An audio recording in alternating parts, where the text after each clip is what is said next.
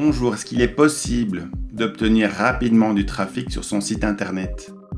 Eh bien la réponse est oui si vous adoptez la méthode Mitambo. Il y a certainement d'autres méthodes qui fonctionnent, mais avec la méthode que je vais vous montrer ici, il faut obtenir rapidement du trafic. Alors on vous montre ça en détail. Donc, il y a d'abord 3 concepts clés que vous devez maîtriser, qui sont certainement des évidences parce qu'elles ont déjà été répétées plein de fois, mais en réalité, quand on regarde la majorité des sites, ce sont des concepts qui ne sont jamais clairement maîtrisés. Donc le premier, c'est le sujet de la page. J'ai des vidéos parallèles qui expliquent chacune des étapes, donc je ne vais pas réexpliquer tout ça en détail, je vous montre juste les concepts. Vous avez le concept de la réputation des liens, que disent les autres pages de la page que vous voulez optimiser, et vous avez le concept de la perception sémantique, autrement dit, quels sont les mots-clés pivots autour desquels les différentes recherches vont pouvoir s'organiser. Donc ça, c'est vraiment 3 concepts clés. Il y a une base de performance que vous devez gérer, et ça, c'est autant au niveau de la technique, donc c'est autant au niveau de la technique que de la sémantique. La technique, ça va être le serveur, l'hébergement que vous avez choisi. Ça va être le CMS que vous avez mis en place. Bon, il y a de fortes chances que vous utilisiez WordPress. Ça veut dire c'est le nombre de plugins que vous avez installés. Ça veut dire c'est la vitesse avec laquelle les pages se chargent. Il faut qu'une page se charge naturellement en moins d'1 seconde. Peu importe la technologie que vous utilisiez, que ce soit en cache, en live, etc. Tout ça doit être chargé en moins d'1 seconde. C'est vraiment impératif, surtout maintenant que Google déploie son index mobile. Là, les performances sont encore plus draconiennes. Voilà, donc vous devez choisir correctement votre hébergeur et le développeur ou l'agence qui va vous aider à mettre en place un site WordPress qui va être performant. Ça, c'est un investissement que vous devez faire, donc c'est pas un coût, c'est un investissement que vous devez faire parce que ça vous rapportera énormément de bénéfices pour plus tard. Et la deuxième partie, c'est la performance au niveau sémantique, ça veut dire comment est-ce que vos templates sont structurés sur votre site, parce qu'il y a énormément d'obstacles. Les 2 obstacles principaux sont dans les encres de liens. Donc on en parlait ici au-dessus parce qu'il y a la réputation des liens. Il y a énormément de thèmes SEO qui sont très mal codés. Même avec une version française, vous vous retrouvez avec des encres de liens qui sont écrites en anglais. Des encres de liens qui sont génériques, qu'on retrouve vraiment dans tous les sens. Ça, c'est vraiment un problème. Et vous avez ensuite les templates qui sont très mal codés. Et vous vous retrouvez avec énormément de balises H2, H3 qui devraient être concentrées sur le contenu en texte, mais qui mettent en avant des contenus périphériques. Et quand vous multipliez ça par 100 ou 1000 pages, vous polluez littéralement la perception de vos pages. Donc ça, vous avez une cause de performance qui doit être mise en place. À part ces deux-là, une fois que ces deux étapes-là sont mises en place, comment est-ce qu'on fonctionne? C'est que la première étape, c'est apprendre, comme à l'école, à optimiser. Beaucoup de gens veulent aller trop vite, ne veulent pas prendre le temps de maîtriser ces concepts-là, et voilà, ils en payent le prix après de façon assez évidente. Donc vous devez prendre une série de pages, vous devez apprendre à optimiser tous ces éléments-là. Une fois que vous avez appris à optimiser, on valide que le thème de votre site est OK pour le référencement. Donc, ce que j'ai expliqué, c'est que vous avez ça pour les liens, les encres de liens et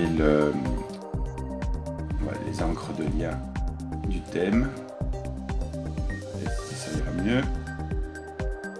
Mais vous avez aussi la distribution des liens.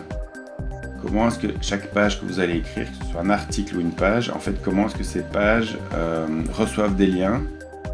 Alors vous avez la source de liens la plus probable, c'est des catégories et parfois des pages de tags. Alors là, de nouveau, il y a des bonnes pratiques et des mauvaises pratiques. Ne multipliez pas le nombre de tags ou le nombre de catégories parce que vous allez vous retrouver avec des systèmes de pages qui sont en concurrence. Et d'un autre côté, avoir plusieurs pages de listing qui listent un article, c'est la garantie d'avoir 3, 4, 5, 6 liens en plus qui arrivent sur la page, qui permettent de jouer avec les fameuses encres de liens pour gérer la perception. Mais vous avez par exemple des sources avec des blocs de liens, donc des suggestions d'articles sont des sources d'éléments qui sont importantes. Et donc, comme je vous disais, le deuxième élément qu'on va vérifier, c'est la qualité des templates au niveau du balisage sémantique. Ça, c'est des choses qui peuvent être réglées très rapidement. Voilà, même la bonne pratique, c'est d'avoir un thème enfant, si vous utilisez WordPress. Donc, séparer le thème premium que vous avez acheté, ou même, voilà, pour avoir les bonnes pratiques. Donc, une fois que ça s'est mis en place, qu'est-ce qui va se passer? On va faire ce qu'on appelle le troisième élément, ce qu'on va faire un plan SEO. Qu'est-ce qu'on va faire? C'est qu'on va exporter un crawl sémantique dans un fichier Excel.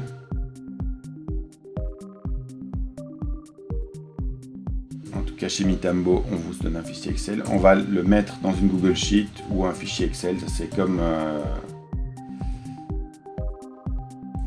vous souhaitez travailler. Le Google Sheet a l'avantage qu'on peut partager le fichier et travailler à distance directement. Le fichier Excel, c'est plus compliqué. En fait, sur ces éléments-là, en fait, qu'est-ce qui va se passer? C'est qu'on va principalement analyser les URL et identifier toute une série de problématiques. Donc là, on va partir du fait que les éléments à optimiser sur le thème sont nettoyés, mais on peut encore en trouver éventuellement ici avec la vision du crawl. Là, qu'est-ce qu'on va faire? C'est que pour chaque URL, on va décider des mots à ajouter, voire à enlever. Donc ça, on va décider ça. On va regrouper les URL par thématique et par priorité d'optimisation. Ça, c'est vraiment les trois parties. Et ensuite, qu'est-ce qui va se passer? On va créer des tâches. Des tâches en fait dans le plugin.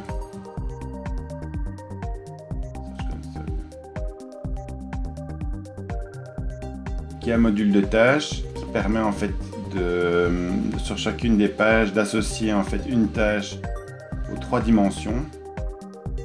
Donc il y a les trois dimensions en fait sont suivantes. Donc il y a les mots-clés, il y a les liens et il y a les problèmes de duplication. Donc on peut attacher des tâches on va mettre ça comme ça. Vous pouvez associer une tâche en fait à une personne avec un niveau de priorité sur chacune des pages. Sur chaque page, on associe les tâches. Et donc ici, c'est pour la rédaction. Il faut qu'un rédacteur puisse venir adapter le sujet de la page. Il peut y avoir des remarques pour un développeur, à voir comment on peut trouver des liens de façon automatique, etc. Et vous avez une vue centrale des tâches.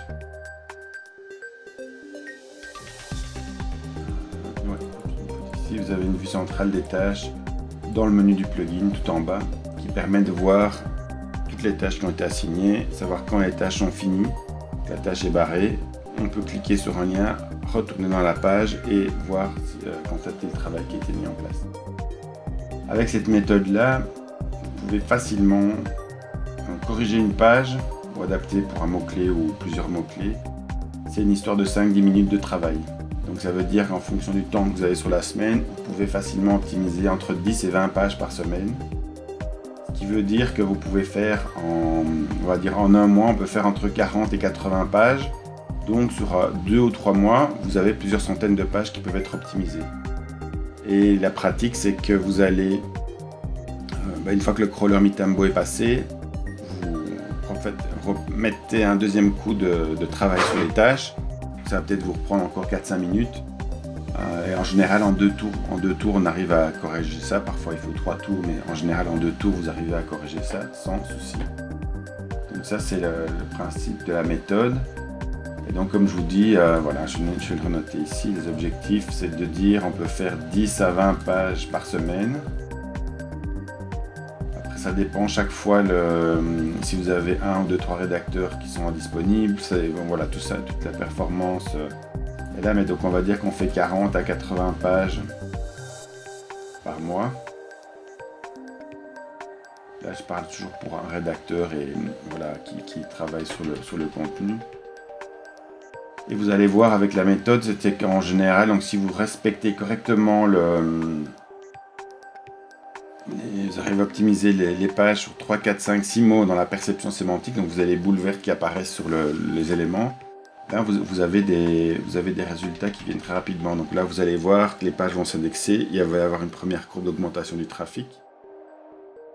Et ensuite, on peut passer sur une deuxième phase qui, elle, sera une phase un petit peu plus stratégique, qui va être de vérifier la force de votre concurrence, la force de popularité de netlinking que ces concurrents utilisent, et voir à ce moment-là comment est-ce qu'on peut développer ce fameux netlinking, mais de façon astucieuse ou intelligente pour avoir des leviers pour vous aider à passer de palier en palier. Mais en général, on a plusieurs exemples de clients. Si vous développez une ligne éditoriale qui intéresse réellement une audience, en fait, vous allez obtenir plein de liens naturellement qui vous évite parfois d'essayer de chercher ou de recourir à du netlinking artificiel. Parce que le but final, c'est quand même de trouver le public auquel vous vous adressez. Voilà, pour pouvoir interagir avec lui, pour qu'il s'inscrive sur votre newsletter, pour que vous ayez des demandes, pour que les gens achètent les produits si c'est un site e-commerce. Donc voilà, mais je résume donc les 4 grandes étapes qui sont mises là. Donc il y a les 3 concepts clés à maîtriser: le sujet de la page, la réputation et la perception. Il y a un impératif au niveau de la performance. Ça, c'est vraiment... voilà, première étape, apprendre à optimiser. Deuxième étape, mettre en place et vérifier que le thème est OK pour le référencement. Voilà, donc ça, c'est vraiment les trucs de base. Après, on va développer un plan SEO, un plan de travail SEO pour optimiser. Donc, on va mettre plan d'optimisation. Ce sera peut-être plus clair comme ça. Et ensuite, on va créer les tâches dans le plugin Web Search Console. Il y a un grand module de tâches qui va permettre de définir et de mettre en place le travail à accomplir. Et avec ça, en étant vraiment méthodique, vous pouvez faire, je vous dis, entre 40 et 80 pages par mois pour un site. Et en 2-3 mois, vous avez un site qui est en ordre de bataille. Et pour les nouveaux contenus, ça, j'expliquerai ça dans une autre vidéo. Merci pour votre intérêt et à très bientôt.